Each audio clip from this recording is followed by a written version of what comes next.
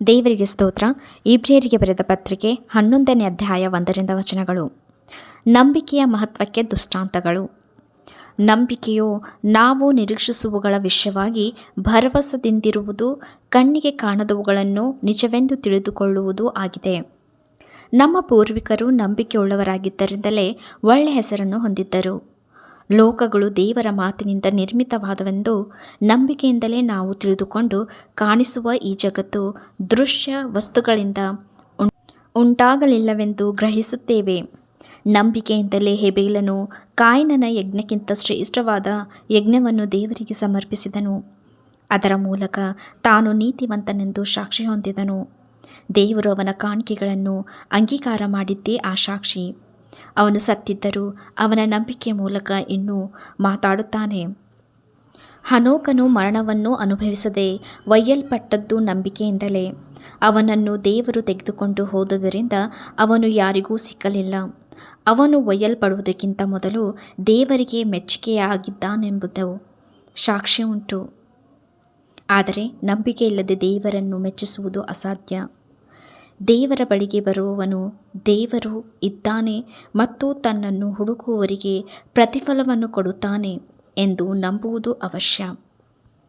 ನಂಬಿಕೆಯಿಂದಲೇ ಅಬ್ರಹಾಮನು ಕರೆಯಲ್ಪಟ್ಟ ಕೂಡಲೇ ಕರೆದಾತನ ಮಾತನ್ನು ಕೇಳಿ ತಾನು ಬಾಧ್ಯವಾಗಿ ಹೊಂದಬೇಕಾಗಿದ್ದ ಸ್ಥಳಕ್ಕೆ ಹೊರಟು ಹೋದನು. ತಾನು ಹೋಗಬೇಕಾದ ಸ್ಥಳವು ಯಾವುದೆಂದು ತಿಳಿಯದೆ ಹೊರಟನು. ನಂಬಿಕೆಯಿಂದಲೇ ಅವನು ವಾಗ್ದಾನದತ್ತ ದೇಶಕ್ಕೆ ಬಂದಾಗ ಅಲ್ಲಿ ಅನ್ಯ ದೇಶದಲ್ಲಿ ಇದ್ದವನಂತೆ ಡೇರೆಗಳಲ್ಲಿ ಇದ್ದುಕೊಂಡು ಪ್ರವಾಸಿಯಾಗಿ ಬದುಕಿದನು. ಅದೇ ವಾಗ್ದಾನಕ್ಕೆ ಸಹಬಾಧ್ಯರಾಗಿದ್ದ ಇಸಾಕನು ಯಾಕೋಬನು ಅವನಂತೆಯೇ ಡೇರೆಗಳಲ್ಲಿ ವಾಸಿಸಿದರು. ಯಾಕಂದರೆ ಅವನು ಶಾಶ್ವತವಾದ ಆಸ್ತಿವಾರಗಳುಳ್ಳ ಪಟ್ಟಣವನ್ನು, ಅಂದರೆ ದೇವರು ಸಂಕಲ್ಪಿಸಿ ನಿರ್ಮಿಸಿದ ಪಟ್ಟಣವನ್ನು ಎದುರು ನೋಡುತ್ತಿದ್ದನು. ಇದಲ್ಲದೆ ಸಾರಳು ವಾಗ್ದಾನ ಮಾಡಿದಾತನನ್ನು ನಂಬತಕ್ಕವೆಂದೆನಿಸಿ ತಾನು ಪ್ರಾಯ ಮೀರಿದವಳಾಗಿದ್ದರೂ ನಂಬಿಕೆಯಿಂದಲೇ ಗರ್ಭವತಿಯಾಗುವುದಕ್ಕೆ ಶಕ್ತಿಯನ್ನು ಹೊಂದಿದಳು. ಆದ್ದರಿಂದ ಮೃತಪ್ರಾಯನಾಗಿದ್ದ ಒಬ್ಬನಿಂದ ಆಕಾಶದ ನಕ್ಷತ್ರಗಳಂತೆಯೂ ಸಮುದ್ರ ತೀರದಲ್ಲಿರುವ ಉಸುಬಿನಂತೆಯೂ ಅಸಂಖ್ಯವಾಗಿ ಮಕ್ಕಳು ಹುಟ್ಟಿದರು. ಇವರೆಲ್ಲರೂ ವಾಗ್ದಾನದ ಫಲಗಳನ್ನು ಹೊಂದದೆ ಅವುಗಳನ್ನು ದೂರದಿಂದ ನೋಡಿ ಉಲ್ಲಾಸದೊಡನೆ ವಂದಿಸಿ ನಂಬಿಕೆಯುಳ್ಳವರಾಗಿ ಮೃತರಾದರು. ತಾವು ಭೂಮಿಯ ಮೇಲೆ ಪರದೇಶದವರು, ಪ್ರವಾಸಿಗಳೂ ಆಗಿದ್ದೇವೆಂದು ಒಪ್ಪಿಕೊಂಡರು. ಇಂಥ ಮಾತುಗಳನ್ನಾಡುವವರು ತಾವು ಸ್ವದೇಶವನ್ನು ಹುಡುಕುವರೆಂಬ ಅರ್ಥವನ್ನು ವ್ಯರ್ಥಪಡಿಸುತ್ತಾರೆ.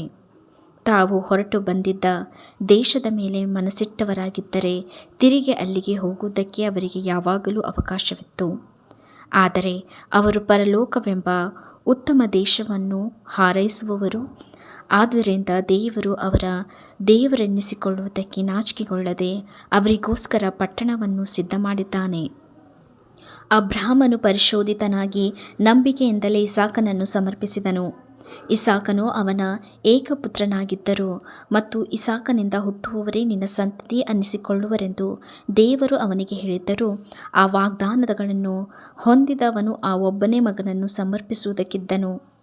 ತನ್ನ ಮಗನು ಸತ್ತರೂ ದೇವರು ಅವನನ್ನು ಬದುಕಿಸ ಸಮರ್ಥನಾಗಿದ್ದಾನೆಂದು ತಿಳ್ಕೊಂಡನು ಮತ್ತು ಸತ್ತವರೊಳಗಿಂದಲೇ ಜೀವಿತನಾಗಿ ಬಂದವನಂತೆ ಅವನನ್ನು ಹೊಂದಿದನು.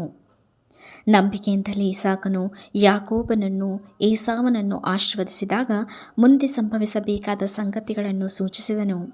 ಯಾಕೋಬನು ತಾನು ಸಾಯುತ್ತಿರುವಾಗ ನಂಬಿಕೆಯಿಂದಲೇ ಯೋಸೇಫನ ಮಕ್ಕಳಿಬ್ಬರನ್ನು ಆಶೀರ್ವದಿಸಿದನು. ತನ್ನ ಕೋಲಿನ ಮೇಲೆ ಬಾಗಿಕೊಂಡು ದೇವರಿಗೆ ನಮಸ್ಕಾರ ಮಾಡಿದನು. ಯೋಸೇಫನು ತೀರಿ ಹೋಗುವಾಗ ಇಸ್ರಾಯೇಲರು ಐಗುಪ್ತ ದೇಶದಿಂದ ಹೊರಡುವುದನ್ನು ಕುರಿತು ನಂಬಿಕೆಯಿಂದಲೇ ಮಾತಾಡಿ ತನ್ನ ಶವವನ್ನು ತಕೊಂಡು ಹೋಗುವ ವಿಷಯದಲ್ಲಿ ಅಪ್ಪಣೆ ಕೊಟ್ಟನು. ಮೋಶೆ ಹುಟ್ಟಿದಾಗ ಅವನ ತಂದೆ ತಾಯಿಗಳು ಕೂಸು ಸುಂದರವಾಗಿದೆ ಎಂದು ನೋಡಿ ಅರಸನ ಅಪ್ಪಣೆಯ ಭಯಪಡದೆ ನಂಬಿಕೆಯಿಂದಲೇ ಅವನನ್ನು 3 ತಿಂಗಳು ಬಚ್ಚಿಟ್ಟರು. ಮೋಶೆಯು ದೊಡ್ಡವನಾದ ಮೇಲೆ ಫರೋಹನ ಕುಮಾರ್ತೆಯ ಮಗನೇ ಎನ್ನಿಸಿಕೊಳ್ಳುವುದು ಬೇಡವೆಂದದ್ದು ನಂಬಿಕೆಯಿಂದಲೇ. ಸ್ವಲ್ಪ ಕಾಲ ಪಾಪ ಭೋಗಗಳನ್ನು ಅನುಭವಿಸುವುದಕ್ಕಿಂತ ದೇವರ ಜನರೊಂದಿಗೆ ಕಷ್ಟವನ್ನು ಅನುಭವಿಸುವುದೇ ಒಳ್ಳೆಯದೆಂದು ತೀರ್ಮಾನಿಸಿಕೊಂಡನು.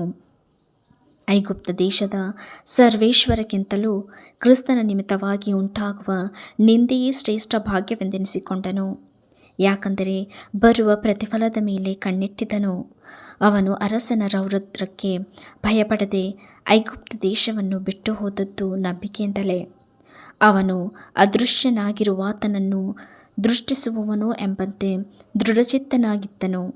ಚೊಚ್ಚಲ ಮಕ್ಕಳನ್ನು ಸಂಹರಿಸುವವನು ಈಸ್ಟಾಲರನ್ನು ಮುಟ್ಟದಂತೆ ಅವನು ಪಸ್ಕವೆಂಬ ಊಟವನ್ನು ರಕ್ತ ಪ್ರೋಕ್ಷಣಾಚಾರವನ್ನು ನೇಮಿಸಿದ್ದು ನಂಬಿಕೆಯಿಂದಲೇ.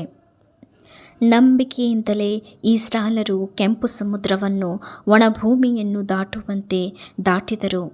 ಐಗುಪ್ತ ದೇಶದವರು ಅದನ್ನು ದಾಟುವುದಕ್ಕೆ ಪ್ರಯತ್ನಿಸಿ ಮುಳುಗಿ ಹೋದರು. ನಂಬಿಕೆಯಿಂದಲೇ ಅವರು 7 ದಿವಸಗಳ ತನಕ ಯೆರಿಕೋ ಪಟ್ಟಣ ಗೋಡೆಗಳನ್ನು ಸುತ್ತಿ ಮೇಲೆ ಅವು ಬಿದ್ದವು. ನಂಬಿಕೆಯಿಂದಲೇ ರಹಬಳೆಂಬ ಸೂಳೆಯು ಗೂಢಚಾರರನ್ನು ಸಮಾಧಾನವಾಗಿ ಸೇರಿಸಿಕೊಂಡು ನಂಬದವರೊಂದಿಗೆ ನಾಶವಾಗಲಿಲ್ಲ. ಇನ್ನು ಏನು ಹೇಳಬೇಕು? ಗಿಡಿಯೋನ್, ಬಾರಾಕ್, ಸಂಸೋನ್, ಎಫತ್, ದಾವೀದ್, ಸ್ಯಾಮ್ವೇಲ್ ಎಂಬವರ ವೃತ್ತಾಂತವನ್ನು, ಪ್ರವಾದಿಗಳ ವೃತ್ತಾಂತವನ್ನು ವಿವರವಾಗಿ ಹೇಳಬೇಕಾದರೆ ನನಗೆ ಸಮಯ ಸಾಲದು. ನಂಬಿಕೆಯ ಮೂಲಕ ಅವರು ರಾಜ್ಯವನ್ನು ಸ್ವಾಧೀನ ಮಾಡಿಕೊಂಡರು, ನೀತಿಯನ್ನು ನಡೆಸಿದರು, ವಾಗ್ದಾನಗಳನ್ನು ಪಡಕೊಂಡರು, ಸಿಂಹಗಳ ಬಾಯಿ ಕಟ್ಟಿದ್ದರು, ಬೆಂಕಿಯ ಬಲವನ್ನು ಆರಿಸಿದರು, ಕತ್ತಿಯ ಬಾಯಿಗೆ ತಪ್ಪಿಸಿಕೊಂಡರು, ನಿರ್ಬಲರಾಗಿದ್ದು ಬಲಿಷ್ಠರಾದರು, ಯುದ್ಧದಲ್ಲಿ ಪರಾಕ್ರಮಶಾಲಿಗಳಾದರು, ಪರರ ದಂಡುಗಳನ್ನು ಓಡಿಸಿಬಿಟ್ಟರು. ಸ್ತ್ರೀಯರು ಸತ್ತು ಹೋಗಿದ್ದ ತಮ್ಮವರನ್ನು ಪುನರುತ್ಥಾನದಿಂದ ತಿರುಗಿ ಹೊಂದಿದರು. ಕೆಲವರು ತಾವು ಯಾತನೆಯ ಯಂತ್ರಕ್ಕೆ ಕಟ್ಟಲ್ಪಟ್ಟಾಗ ಶ್ರೇಷ್ಠ ಪುನರುತ್ಥಾನವನ್ನು ಹೊಂದುವವರಿಗೋಸ್ಕರ ಬಿಡುಗಡೆ ಬೇಡವೆಂದು ಹೇಳಿ ಮುರಿಸಿಕೊಂಡು ಸತ್ತರು. ಬೇರೆ ಕೆಲವರು ಅಪಹಾಸ್ಯ, ಕೊರಡೆಯ ಪೆಟ್ಟು, ಬೇಡಿ, ಸೆರೆಮನೆ ಇವುಗಳನ್ನು ಅನುಭವಿಸಿದರು. ಕೆಲವರನ್ನು ಜನರು ಕಲ್ಲೆಸೆದು ಕೊಂದರು, ಕೆಲವರನ್ನು ಗರಗಸದಿಂದ ಕೊಯ್ದು ಕೊಂದರು. ದೇವದ್ರೋಹಿಗಳಾಗಿ ಪ್ರಾಣವನ್ನು ಉಳಿಸಿಕೊಳ್ಳಿರೆಂದು ಕೆಲವರನ್ನು ಪ್ರೇರೇಪಿಸಿದರು. ಕೆಲವರನ್ನು ಕತ್ತಿಯಿಂದ ಕೊಂದವರು. ಕೆಲವರು ಕೊರತೆ, ಹಿಂಸೆ, ಬಾಧೆ ಇವುಗಳನ್ನು ಅನುಭವಿಸುವವರಾಗಿದ್ದು ಕುರಿಮೇಕೆಗಳ ಚರ್ಮಗಳನ್ನು ಉಟ್ಟುಕೊಂಡವರಾಗಿ ತಿರುಗಾಡಿದರು. ಇಂಥವರಿಗೆ ಈ ಲೋಕವು ಯೋಗ್ಯ ಸ್ಥಳವಲ್ಲ. ಅವರು ತಮ್ಮ ದೇಶದ ಕಾಡು, ಬೆಟ್ಟ, ಗವಿ, ಕುಣಿಗಳಲ್ಲಿ ಅಲೆಯುವವರಾಗಿದ್ದರು. ಇವರೆಲ್ಲರೂ ನಂಬಿಕೆಯ ಮೂಲಕ ಒಳ್ಳೆಯ ಹೆಸರನ್ನು ಸಂಪಾದಿಸಿಕೊಂಡಿದ್ದರು, ವಾಗ್ದಾನದ ಫಲವನ್ನು ಹೊಂದಲಿಲ್ಲ. ದೇವರು ನಮಗೋಸ್ಕರ ಶ್ರೇಷ್ಠವಾದ ಭಾಗ್ಯವನ್ನು ಏರ್ಪಡಿಸಿ ನಾವಿಲ್ಲದೆ ಅವರು ಸಿದ್ಧಿಗೆ ಬರಬಾರದೆಂದು ಸಂಕಲ್ಪಿಸಿದನು. ಈ ವಾಕ್ಯವು ಇಬ್ರಿಯರಿಗೆ ಬರೆದ ಪತ್ರಿಕೆ 11ನೇ ಅಧ್ಯಾಯ 1 ರಿಂದ 40 ತನಕ ವಚನಗಳು.